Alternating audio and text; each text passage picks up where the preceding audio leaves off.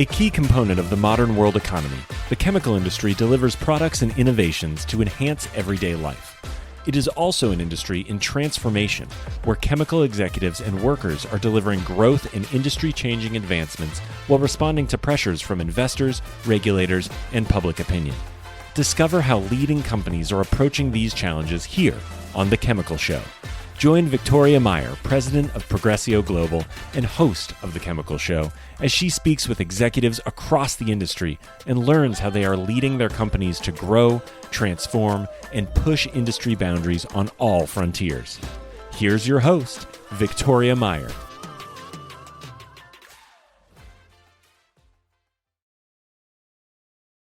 Hi, I'm Victoria Meyer. Welcome to The Chemical Show. This week, I am speaking with Dr. Jennifer Holmgren, who is the CEO of LanzaTech, an innovative carbon capture and transformation company that turns waste carbon into materials such as sustainable fuels, fabrics, packaging, and other products that people use in their everyday life. LanzaTech is making quite a name for itself, and I'm excited to have Jennifer here. Jennifer is a member of the National Academy of Engineering. And one of the things, Jennifer, I've got to say that's super impressive about that. I'm like, I know that's impressive, but I went and I looked, and you actually have to be nominated by your peers, right? So this is not something you apply to.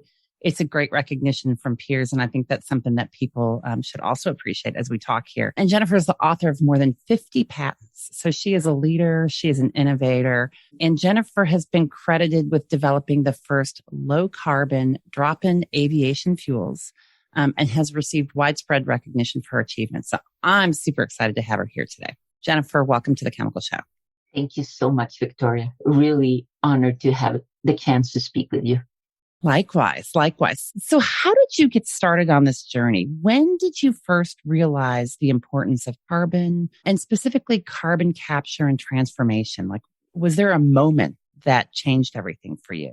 Yeah, I would say there was a moment that opened my eyes to the climate crisis. So in my prior role, I spent a lot of time thinking about energy democracy. I spent a lot of time thinking about the fact that, 15 years ago, 1.3 billion people did not have access to power. And when you imagine a world without power, and how do you get water? How do you refrigerate? How do you do any of these things? How do you read a book at night? You realize that there's this massive disconnect that power will bring us together and equalize us. And so I was really super interested in energy democracy. But then I read an article. So I was born in Colombia, and I read an article about the fact that climate change left unabated would mean that by 2050, Colombia would not be a coffee grower. I need my coffee, that's for sure. Yeah, but 2050 is within our lifetimes, right? I always heard of climate change as our great-grandchildren, our children, but nobody ever said our lifetime. So here is something that was fundamental to me, where I was born, what I like to drink, and it was going to happen in our lifetime. And it also made me appreciate that climate change was going to be a fundamental change to our ecosystem, not just, sea level rise, which is a big deal, but I didn't fully appreciate it. And so that mentally transitioned me from, energy democracy to clean energy democracy, that solving the energy crisis or the energy problems wasn't going to be good enough. And so that's how I mentally went to, oh my God, climate change. That's the big gorilla in the room. Yeah. But then on carbon capture and transformation, what you start to realize is that we have a very linear carbon economy. Take it out of the ground, use it, dump it in the air. And what I started to realize is, wait a second, there is so much carbon above ground already. Nature is circular. Why can't we just use all of that carbon? And that's how then we shifted to carbon capture and transformation. That's amazing. It is interesting, the recognition, right? As you say, in our lifetime, there may be a significant shift, and that is eye-opening. So what drew you to LanzaTech? So you've been leading LanzaTech, which I heard somebody recently say it's, an old startup, and it feels that way because it is. It's been around for almost 2 decades, and you've been leading it for close to a dozen years. Exactly. So the company was founded in 2005. I came over in 2010. And, really the reason I moved over is, as I mentioned, I've been really thinking about climate and carbon. And I was doing a lot of work with biofuels. You mentioned I started up the drop-in sustainable aviation fuels and showed that that was possible. And, when I was doing that work, we were trying to always chase the right feedstock. We all recognize that conventional biological first generation kind of feedstocks would contribute, but you're not going to get 100 million barrels of production capacity a day, which is what the petroleum industry is, right? Right.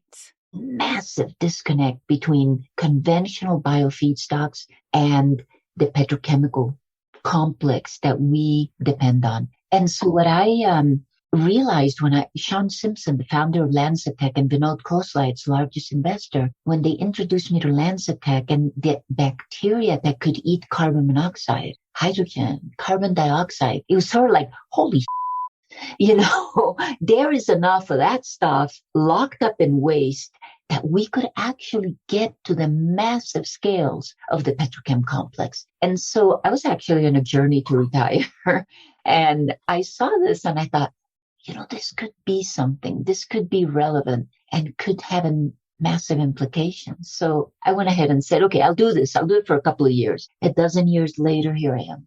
Wow, that's impressive. So tell us a little bit about LanzaTech's technology. How does this work? So it's a bacteria. Is that right? Yep. And so the way to think about LanzaTech is you're used to fermenting sugars, right? That's how we make beer and wine. And what LanzaTech does is it ferments gases.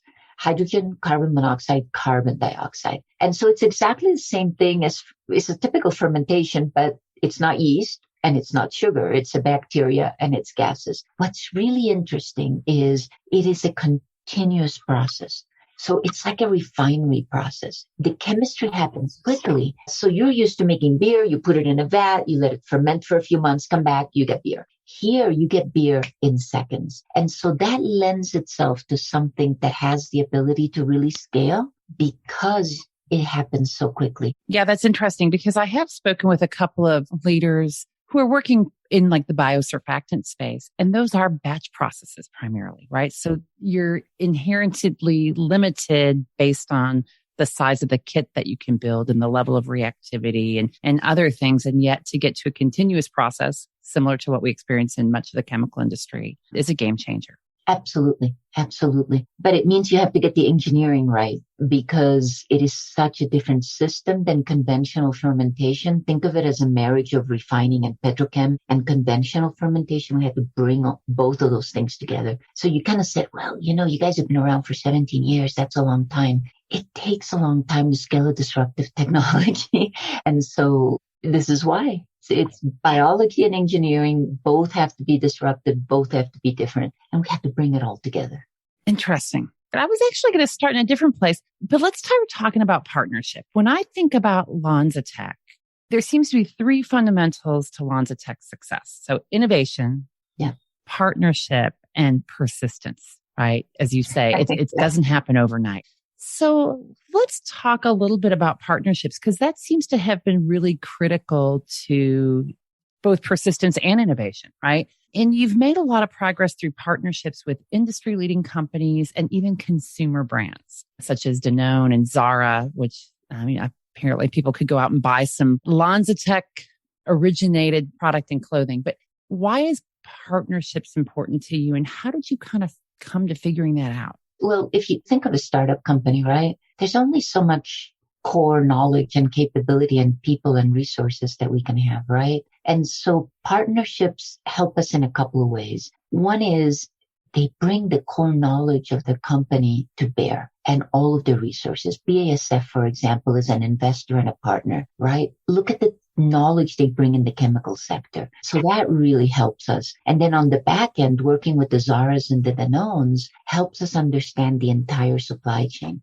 How do they get product? A small company can figure all these things out, but boy, it takes a long time. And actually, what most people don't realize is you might figure it out wrong. A lot of the domain knowledge is actually know-how. It's not written anywhere. It's not understood. It's not published. And so you might actually try to figure it out yourself. It's not the same as working with somebody who's been doing it for 100 years and has learned how to put it all together. So I would say partnerships are central to everything we do.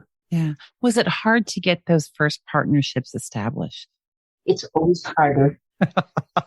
It is always harder at the beginning. After a while, as soon as Zara says, this is what we're doing, or Danone says, this is what we're doing, everybody picks up the phone and says, what? How can we work with you? But before that, while you're establishing yourself, it does take a lot of convincing. But what I have always found is that if you go to the top, right, you get to people who can imagine the same thing you're imagining, and then they make it happen. And so you have to work at different levels in an organization. You have to work at the worker level, because at the end of the day, without their buy-in, nothing's ever going to happen. Absolutely. Right? But you also have to work at the top where they can imagine a different world, and their job.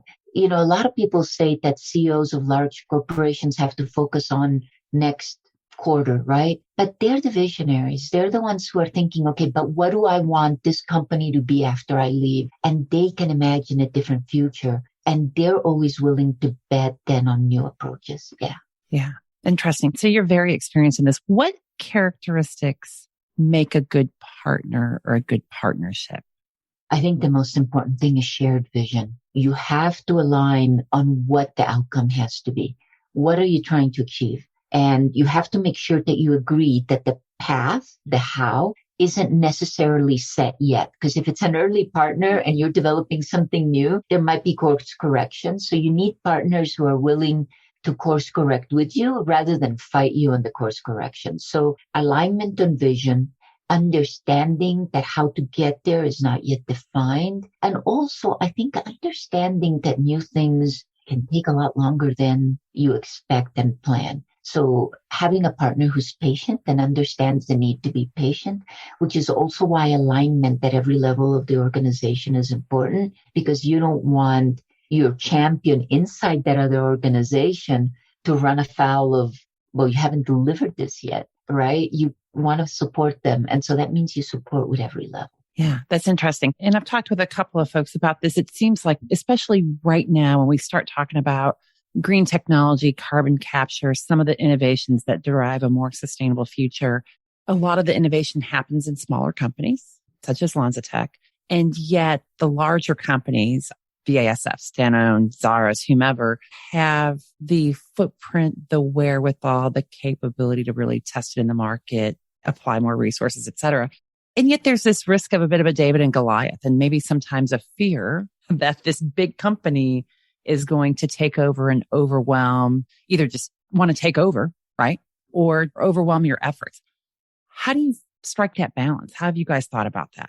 Actually, I don't know that you can strike that balance very easily, and that it is very company specific. How you deal with each individual company is different. I actually used to say, yeah, it's a little bit like dancing with an elephant, right? And you have to just be careful.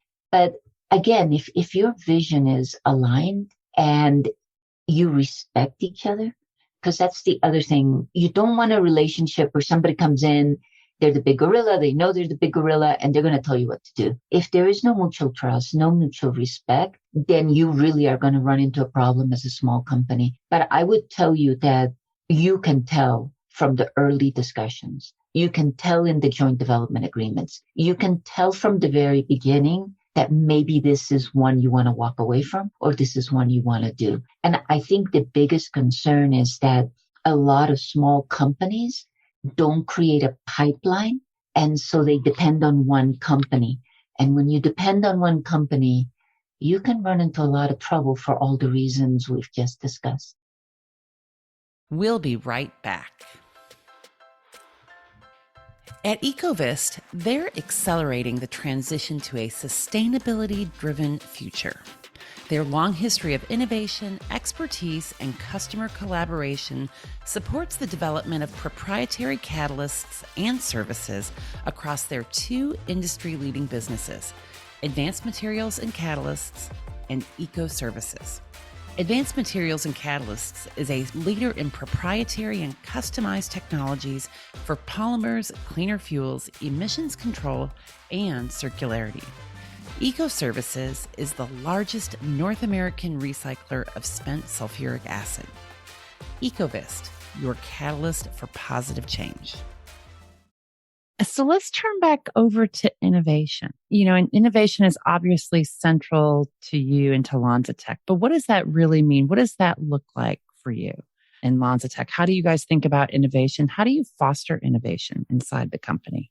Yeah, that's hard. This is very difficult because innovation in the first 5 years versus years 15 to 20 are very different, right?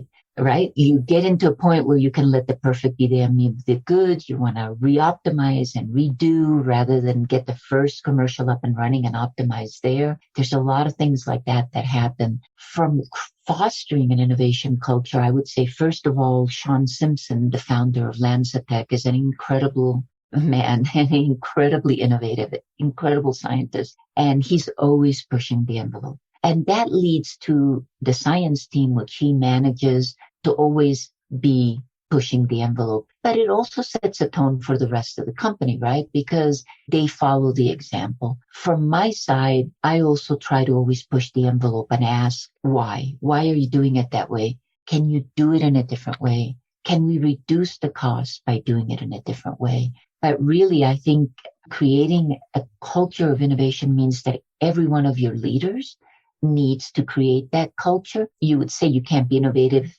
in finance, but actually you can. You can develop new ways of doing agreements, right? So the business, the finance, and the science and the engineering all have to be innovative, but you have to be able to stop them from over-innovating because otherwise you'll never build anything. So, you have to be able to say, okay, that's enough. That's good enough.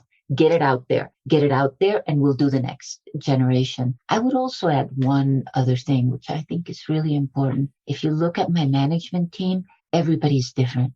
They look different. They're from a different background, different capability. And I think that's the other thing that fosters innovation is not having a homogeneous company, not at the leadership level, not at the middle management level, and not at the individual contributor level. I think that is, to be honest, I think the biggest distinguishing feature of LanzaTech is we don't look like anybody else. That's awesome. And it's true. If you just look at LanzaTech, for instance, on LinkedIn and look at the people in the company, it is quite a diverse group. It is striking the number of women in leadership positions, which is not typical in the startup ecosystem. And it's not typical in the chemical world. And as well as, people of different backgrounds and different skin colors and different points of view and variety of things. So I think that's true. Yeah. You talk about stopping innovation at some point so that you can implement that. How do you guys think about that innovation process and making sure that you don't kill off innovation too soon, nor let it persist too long? A view that I think one of the reasons, for instance, I think that we're seeing a lot of partnerships from larger companies and smaller innovative companies is because it's really hard inside big companies to innovate in a way that it makes a difference, right? So I feel like innovations get killed off very quickly, potentially in large companies because of the rules and the regs and the size requirements and what have you of these ideas. And yet by the same token, it can be dangerous if you don't stop, as you've pointed out, of saying, okay, that's enough creativity. It's time to move on. How do you know when it's time to say, hey, let's go test this out. Let's move forward? Actually, you don't. I think it's an organic process. I think you say, okay, this piece is ready. Let's test it at the next scale. But in the meantime, you don't actually stop innovation. You just stop that prototype. There's still innovation in the background. And that innovation in the background is really important because you've stopped at a prototype, you go to the next scale, and then it's like, ooh, that's not quite what we expected at that scale. So in the background, you've had innovation going on and optimization that you could then adapt quickly into that prototype. So you don't actually stop. What you have to say is, we have enough to go to the next scale, continue with your work, and then let's see if it needs to save us or if it's what we're going to do next. So it's not actually stopping innovation. I do want to comment on your large versus small company because you hit a point about stopping too soon potentially. And what I think is really important, Victoria, is LanzaTech has raised $500 million. We got here by spending $500 million. Okay. And there is no large company that has ever focused on an idea, gas fermentation, okay, and put $500 million to work. right? And hundreds of people, right? And actually, most people don't think about that because they think, well, a big company, they can put hundreds of millions of dollars. This big company's got $1 billion R&D budget, but they're doing hundreds of things. And over 17 years and $500 million, that's how we got to where we got. You cannot do that on a big company. I've never seen that done at a big company. Yeah, that's a great perspective because you're right. There is this assumption that big companies have big resources, but the resources are very splintered sometimes, as opposed to having a smaller sandbox, if you will, a singular focus and getting everybody aligned on some of the same challenges and problems and solution sets that you're looking for. Interesting. So Jennifer, you yourself have been a very prolific innovator. You've got 50 patents. You've obviously spent a lot of time throughout your career being innovative and innovative in a technical way. How did you transition from being the doer and the innovator to being the leader, right? As the CEO, you've got to some ways separate yourself. And certainly now as LanzaTech has gotten much more recognition and as you've joined with a SPAC to help, raise more funds and go public eventually, I suppose. How have you made that personal transition in leadership? That's a good question. I think it's baby steps, to be honest. Started with always being in the lab to making the case for other people to be in the lab, to do new things, to eventually leading a business unit, creating and leading a business unit, and then transferring to LanzaTech. So I think it's been steps. And to be honest, I think it's been a career that's been totally unplanned. Yeah, it's been about, okay, but there's a hole there. Maybe I can fill it. And then you go this way. Yeah, it's always been that way in my life. It's maybe, yeah, okay, I can do that. I can make that happen. And then, eventually that becomes my new job. Yeah, interesting. So identifying opportunities and being willing to step in and step up. Yeah. That's important. I think that's a good lesson for people as well, to be able to do that and not be afraid to do that. So when we think about sustainability, carbon capture, the economics are challenging, right? You've already talked about the fact that LanzaTech has spent $500 million over 17 years to get to commercial technologies, some of which have spun off successfully, for instance, LanzaJet. And what I see today is, companies are setting aggressive targets. Consumers are very willing to speak about sustainability and the importance of sustainability and recycling and renewable packaging or renewable fuels. And yet the actual cost of this and who's going to pay for it still seems to be an open issue. How do you think about that? And you're deep in the heart of this. Like, how do you envision this playing forward? First of all, I always tell people, don't ask me about being cost competitive, right? Because that's in my mind, the wrong question to ask, right? If you don't consider the externalities and you consider the fact that the petrochemical industry is 100 and maybe more years old, right?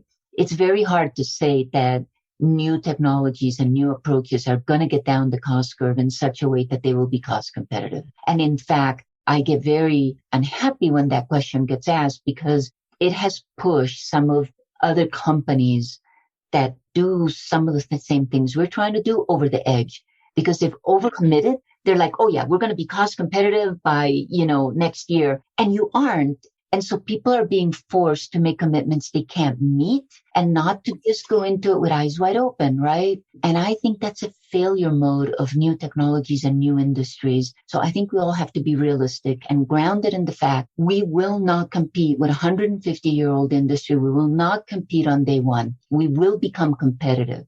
We believe in a day where externalities will be priced. And we believe in partners who are willing to be first and to either they themselves pay more or introduce our products into things that have enough of a margin that they can add a little extra. So it really is, again, goes back to the same question you asked me earlier. It's about finding the right partners. Eventually we'll go down the cost curve. Eventually we'll be cost competitive. Eventually we won't have to compete with an industry that doesn't consider externalities. All of these things will happen.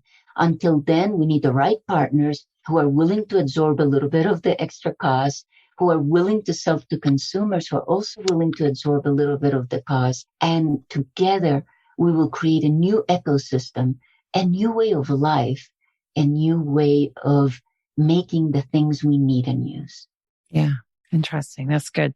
I think that's right. I think one of the things I personally struggle with, certainly when I look at consumer products companies that are making promises that we will have 50% renewable content in all of our products by 2030 in some cases. And I sit here baffled. I don't think we have the technology yet to sufficiently scaled to be able to offer that on a widespread case. When we think about some of the circularity, we don't have the circular feedstocks available, right? To me, that's where some of the challenges are. I think we're doing it, and maybe it's the appropriate sequencing that we have to have the technology, and then we figure out the feedstock and the feedstock infrastructure.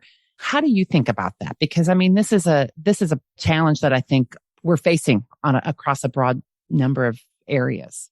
You're absolutely right. So there's a couple of ways to think about it. So first of all, I always believe that you've got to create an environment where you got to skate to where the puck is going. And the problem is that sometimes it doesn't get there. You have to be really careful. You have to set really, really aggressive targets because you will always miss your target. Okay.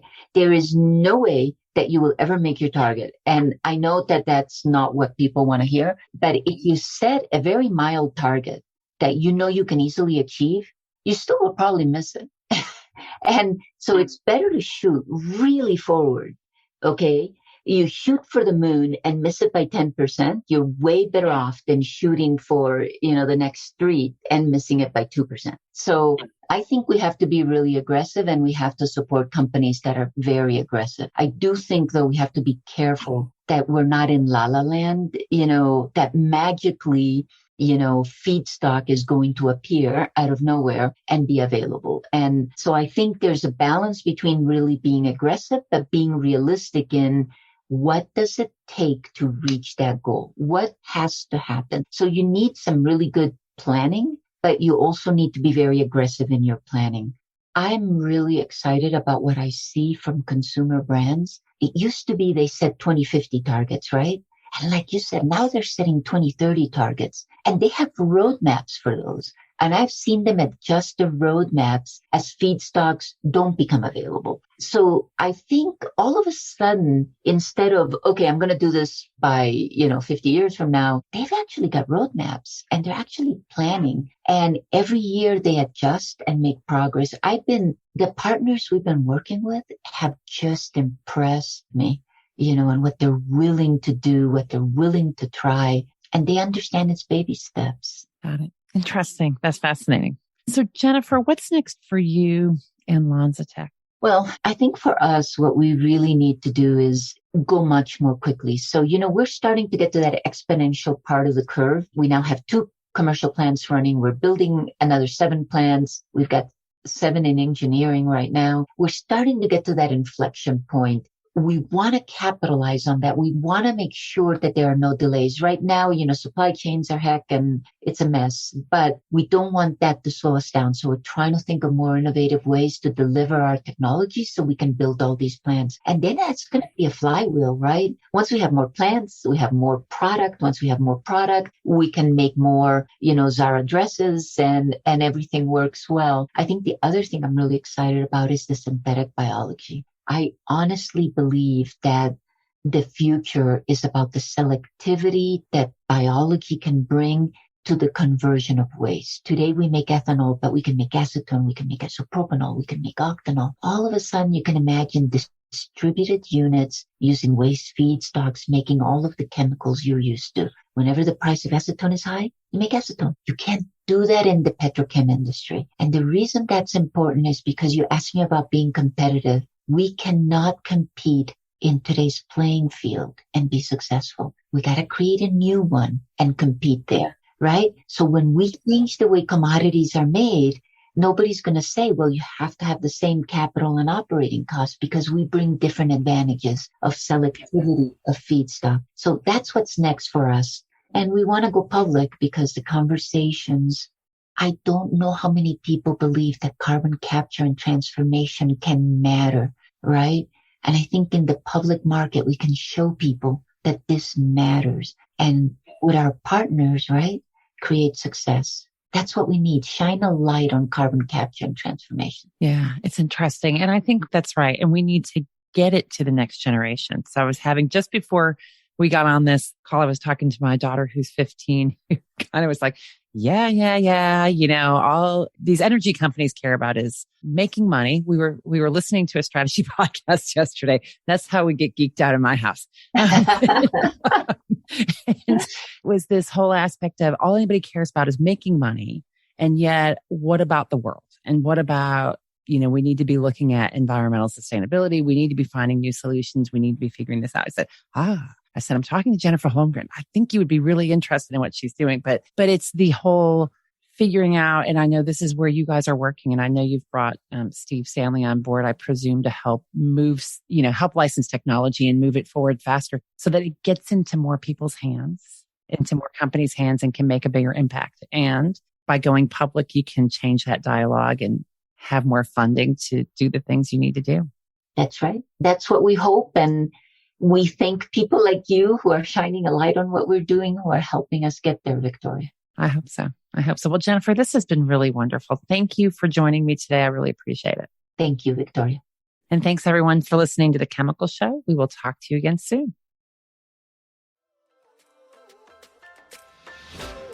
We've come to the end of today's podcast. We hope you enjoyed your time with us and want to learn more.